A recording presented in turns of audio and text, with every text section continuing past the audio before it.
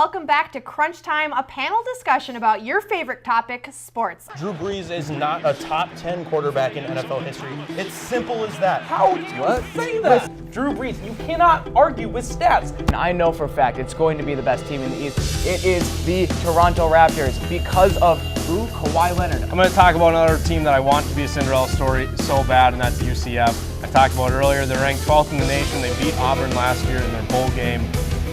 It's Crunch Time. Hello and welcome back to Crunch Time, a panel discussion about your favorite topics, sports. I'm your host, Alexis Pearson. Alongside me on the panel tonight are Nick Speliopoulos, Chris Pearson, and Trevor Bonnickson. Guys, it feels like forever since I've been here. Are you guys ready to get back in action and talk some sports tonight? Oh, for sure. All right, well, let's kick it off with football. If you guys are missing football, you're in for a good show. We'll start things off in the Steel City as things have finally reached their boiling point as Antonio Brown has moved on from the Steelers and will not play for them next season. In one of Brown's most recent tweets, the star wide receiver met with ownership of the Steelers discussing several issues of the past. Both sides agreed it was best to start looking in separate directions. So guys, what are your thoughts on AB and what team should chase the All-Pro receiver? Nick? You know, it's good that Antonio Brown has cleared things up with the Steelers because Le'Veon Bell and the Steelers have a toxic relationship.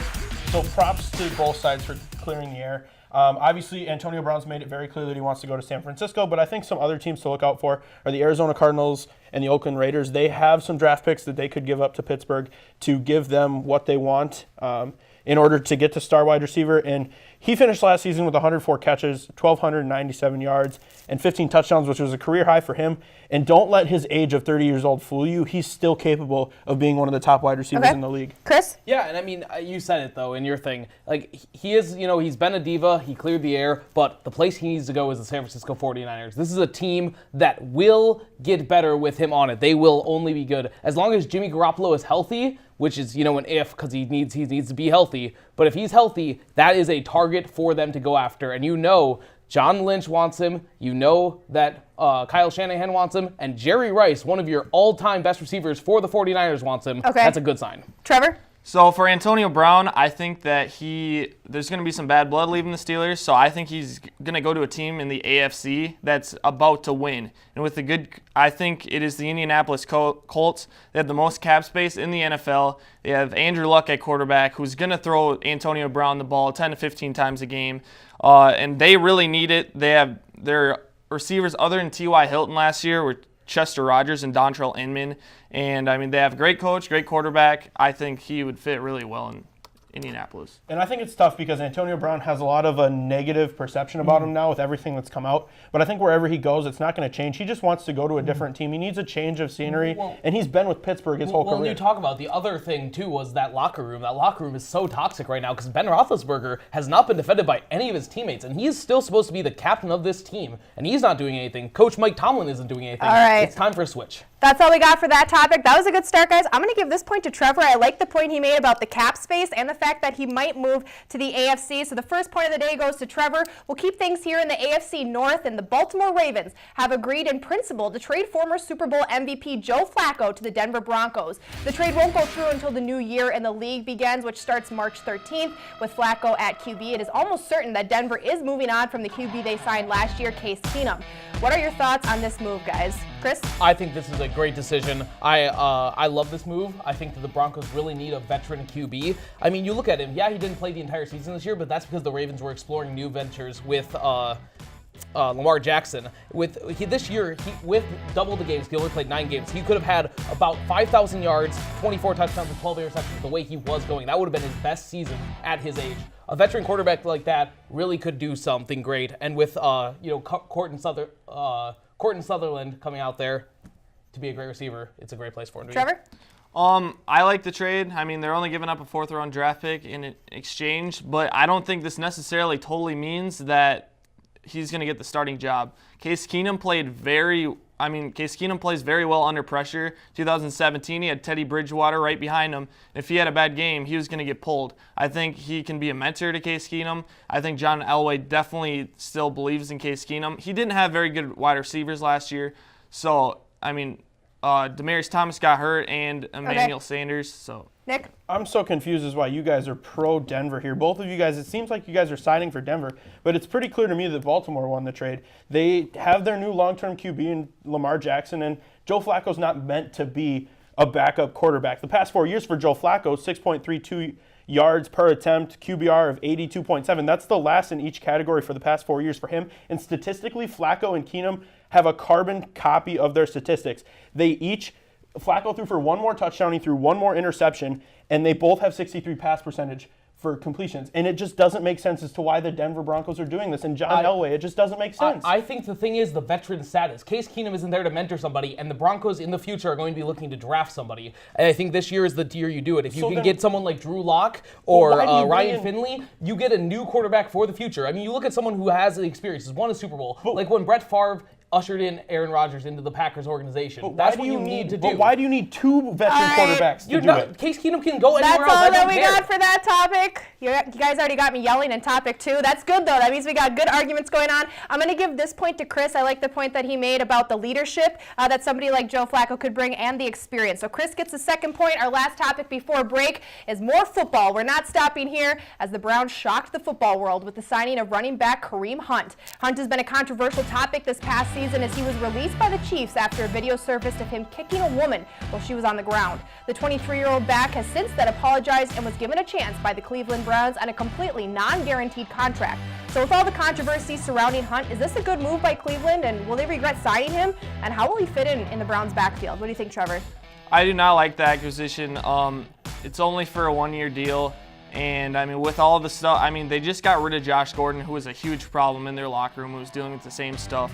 And also, they already have Nick Chubb and Duke Johnson. So, like, Nick Chubb went off last year. Rookie season, he did very well.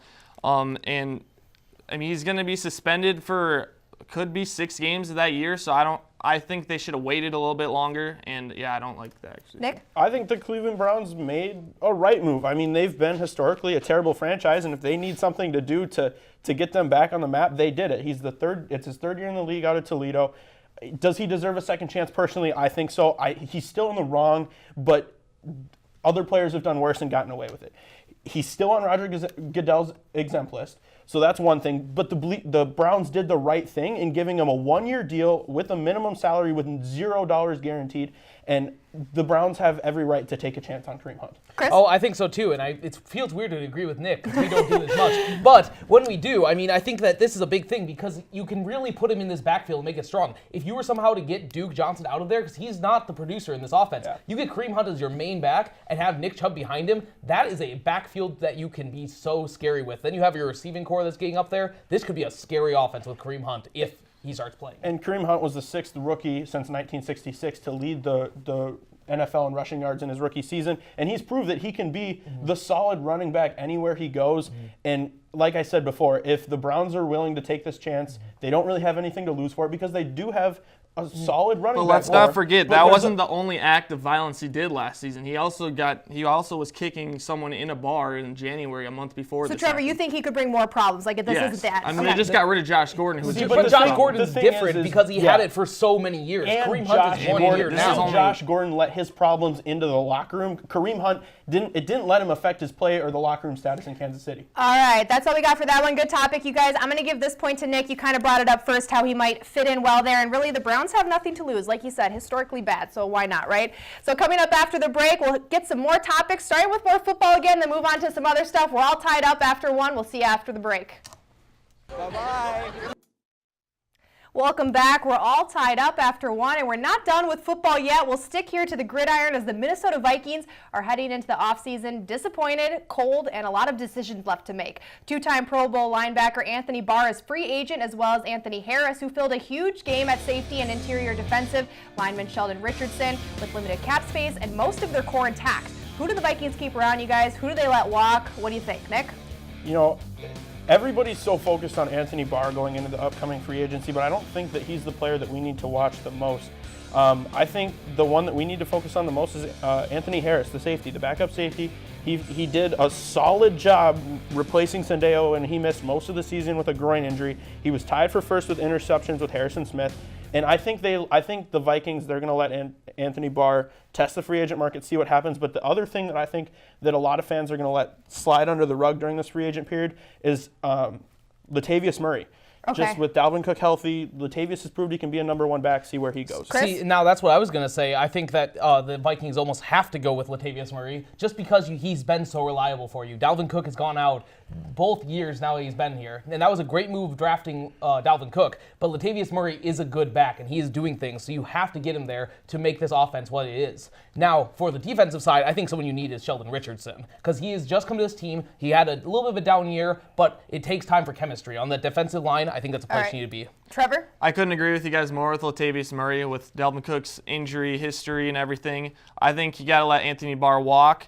I think we could go into free agency and actually get someone. Zadarius Smith, former Ravens linebacker, has lost all contact with the Ravens and started following the Vikings on social media. I think that could be a very good pickup as well. I think Anthony Harris, I think we can afford to keep him as well. But Sheldon Richardson, I think we have enough on the defensive line to let him go. And see, now I'm perfectly fine with letting Anthony Barr walk because Coach Zimmer is a defensive coach first and foremost, and he has proven time after time he can take whoever at linebacker. He could take somebody's grandma and make it work. That's how good Zim is as a defensive coach. And the other thing, I don't think Latavius Murray stays because they signed 2 undrafted rookie free agents, and they brought in Amir Abdullah from the Detroit Lions midway through the season. So I see Latavius Murray just taking everything in from that and going somewhere else. All right, that's all we got for this one. We probably could have talked about that one for a while. I'm going to give this one to Nick. I like the point you made about Zimmer. Good argument there again, though, guys. And we'll move on to some hockey now. The Minnesota Wild, my poor Minnesota Wild. A lot of trades possibly happening here with the trade deadline coming up in only a couple days. Already a couple trades have been made. About a month ago, Nino Niederreiter gets traded. Charlie Coyle just got traded the other day to the Boston Bruins, bringing in a younger guy, Ryan Donato, and a draft pick. Still a couple more days to go before the trade deadline. What do you guys think? Are the Wild going to sell? Are they pushing to make the playoffs still? Or are they going to try to regroup and rebuild here? What do you think, Chris? I think they still have to shoot for the playoffs. They're not too far out of the hunt right now. And, I mean, they're a team that you need to make like a big move for a player. And one of those, I mean, it's going to be hard to get rid of that contract, but if you can get rid of Zach Parise, because he's not that old, he's harboring a huge contract. It's a lot like the Joe Mauer situation the Twins had. If you can get him off your books, you can sign a big star, and that will really help your team. I mean, this is a team that's made the playoffs countless times and not gotten out of the first round. You need that one key player to push you further. I think they're going to do that in this free agency period. Trevor? I don't think we need to do any more trades. I think we got a really good trade with Coyle, and I think after this season, if we do not make the playoffs, Coach Boudreau needs to go. I think it's just been, there's nothing going. I mean, he hasn't done much for us. But also the players just aren't playing up to expectations. I mean, Dubnyk has been struggling a lot. In the Ducks game the other night, we had it in the offensive zone like the whole third period, and they just skated right down, and Dubnyk let in 2 easy goals and put us out of reach in that game. All right, Nick? You know, I think that it's not safe to say that the Wild aren't done before Monday's trade deadline. I agree with you guys. I like the move for Ryan Donato. He's 4 years younger. He's played with Jordan Greenway before. And as crazy as it sounds, fans should start preparing to hear Eric Stahl's name thrown around come trade deadline. It's very possible. I personally don't like it. I don't think the fans would like it either, but it's realistic that the Wild try and move on just to rebuild. If the playoffs don't happen this year, they're doing it for the long haul. Fenton has the green light, even if it's going to cost him the playoff spot this year. And about Bruce Boudreau, I think his head coaching job is safe through the end of this year, guaranteed. I don't think his name comes up into an office talk and have potential of firing him. I think Bruce Boudreau. Do you really see him bringing us to a championship in the near future? It's not impossible. He's won us 2 playoff games in 3 seasons. He has to get to the playoffs, and then there's another step. It's always been they've been matched up against someone like the Blues, who just got hot at the right time, or last year the Winnipeg Jets got hot at the right time. If this team gets hot, which they're in a kind of a slump right now, if they get hot at the playoff time. That's all we got for that one. Some good discussion.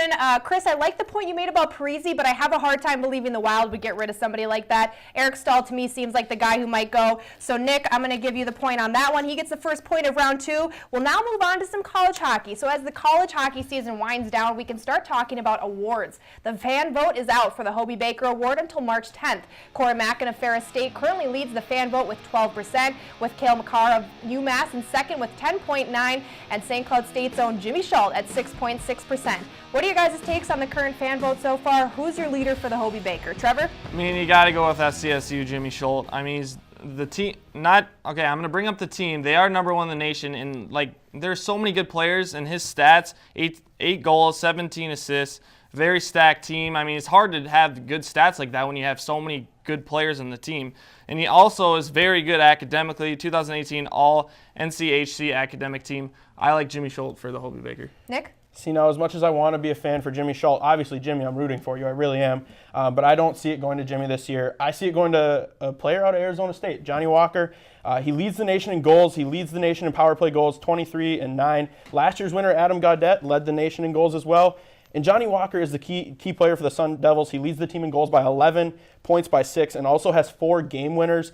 I just think that it goes to Johnny Walker this year. What do you guys think when you think leadership? I think it's stepping up and being the best player in your first year, and that is where Cole Markar, currently second in the votes, top for a very long time in the fan votes, from the number 2 ranked UMass Amherst. They are a huge team. They are really big, and they are doing great things this year, and he leads that team with 34 points, tied with Johnny Walker. Now, he might not have the goals, but a lot of times it's the assists too, and just being that leader as a freshman, taking them from a team that wasn't that good the year previous and being a really good top contender team this year is huge. Does the team that these guys play for affect at all if they get these votes, or is it solely, do you think people can put that aside and look, because you mentioned, the Huskies are doing good. Can people put that aside and say this is just a good player? I think it depends on the team, because Jimmy Schultz, obviously, when you have guys like Patrick Newell and Robbie Jackson, he just kind of falls down lower because he's a defenseman. That's why I feel like his stats stand out with a good team. But at the same time, he was a Hobey Baker finalist last year, and he didn't get it this year. Props to him for being a 3-time captain and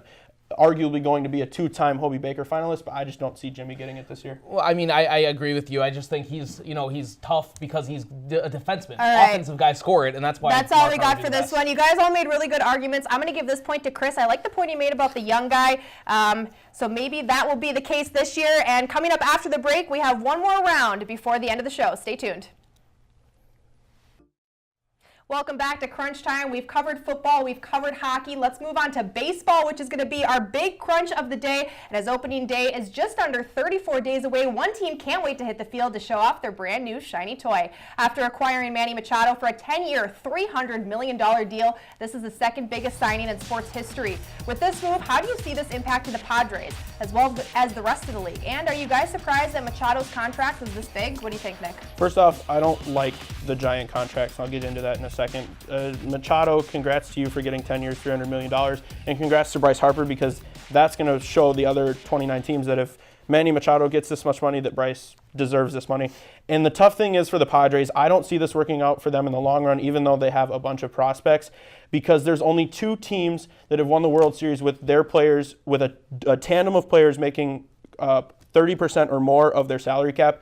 Manny Machado alone makes up 41% of that salary cap, and it's tough because the Red Sox did it in 2004 with Martinez and Ramirez, and the 2010 Giants did it with Barry Zito and Aaron Rowand. I just don't see Machado having a lasting impact in San Diego. Chris? I think he could be a really big addition here. I mean, he's not only a big hitter, which is very clear, he's a good fielder. He had a 73 double plays last year, 357 assists, and 194 putouts. That was all his best year in stats out of any year he's ever had in the field. But I mean, he's a huge batter too. A 297 batting average between Baltimore and LA last year. And LA was kind of a weird addition because they just needed him for that playoff push, and he still performed super well. This is a team that's so good, that was getting up there as a team. I think they could be a contender in the NL West. Trevor?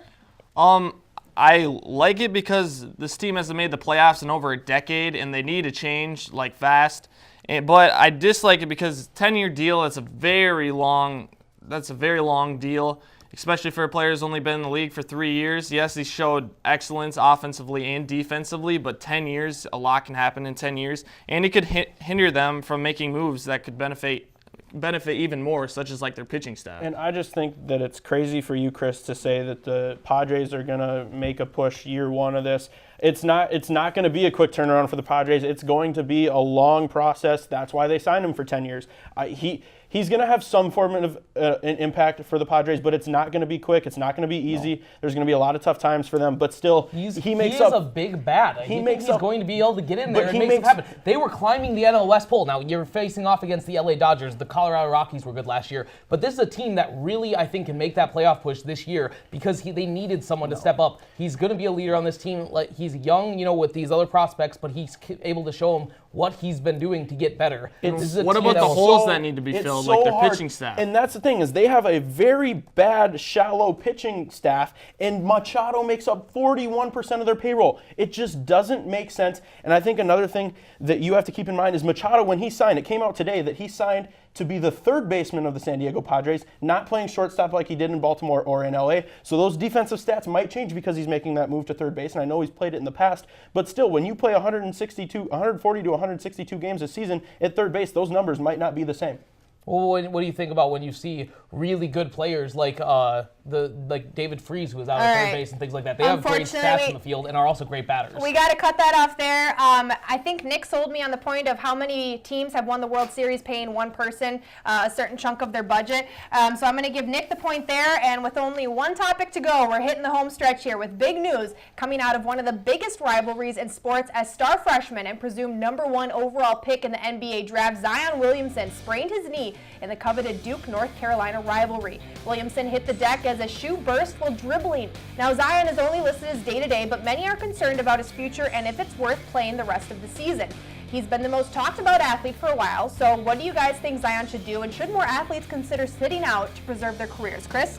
This has started happening in college football a lot, where people sit out in bowl games and stuff in games that don't matter. But I think it really does matter for him to play these games if he can, because he's showing how much of a monster he is. And I mean, if you really are healthy and you really want that if you really want to get that championship, to prove yourself, I'm the best college player that's ever been, it's really time to do it for Duke, because they can't do it without him. They need Zion Williamson to be that good. I mean, you look at them last night. He went out fairly early in the game, and they got blown out by more than 10 points to UNC, who is not as good as they've been with Zion. Trevor? Yeah, I agree. I think he should finish his college career out. I mean, he could play the March Madness is a very watched level and very intense games. If he's in a championship game, that's very good experience for him to go into the NBA and play in very big games like that. And it also begs the question, should high school players that are obvious that are going to be good enough to go to the NBA, to go straight to the NBA because of these injuries,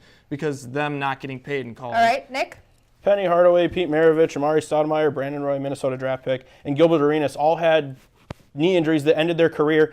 I think that Zion, if he's truly invested in his future, that he's going to sit out the rest of the season, because knee injuries are a very tricky thing and it's a very dangerous thing. And at the end of the day, being the best college basketball player in the world of all time doesn't really mean much. It doesn't matter if you have a championship banner hanging in the rafters, a piece of net in your bedroom. It doesn't matter. The championship in college doesn't hold as much weight as it would. What about the experience he could get from It's 1 year, though. It's 1 year, and he's missing March Madness and maybe a month of the regular season. If Zion's really passionate about his health, he's going to sit out the rest of the season so he can be that #1 draft pick that everybody's made him up to be. All right, well, that's all we got for this topic. You guys all made good arguments there, but I'm going to go with what Trevor said. I like the point he made about considering having some college athletes go straight into the NBA to avoid these kind of injuries altogether. So that wraps up this episode of Crunch Time. Coming up after the break, find out who won tonight. Well, here we are. It's just me and the winner left. That means that Nick Speliopoulos has won this episode of Crunch Time. I believe that's 2 weeks in a row. Am I right? Correct. There we go. He's got a little bit of a streak going. The floor is yours. What do you want to talk about? I'm just going to talk about what happened this past weekend in the NBA All-Star Weekend. It was a fun weekend. There are a lot of things to look out for. I think the three-point contest definitely surprised a lot of people. It was fun to see Steph catch fire, but he didn't win. So I think that brings a little bit of spice to the three-point competition. Might start to overshadow everything that is the dunk contest. But, I mean, you still have to think that the dunk contest was amazing. Diallo jumped over Shaq, and that's not an easy feat by any means, and he did it, and he didn't even put his hand on his shoulder and push off of Shaq. Yes, he put his hand on his back, but that's not the same effect. And the All-Star game was fun to watch. I know there's no defense and it's high scoring and all those things, but it's exciting high scoring. You see Steph pulling up from half court. You see, Giannis jumping out of the gym to catch a lob from Steph Curry. It was a fun weekend. I think that it's probably my favorite All-Star weekend to watch.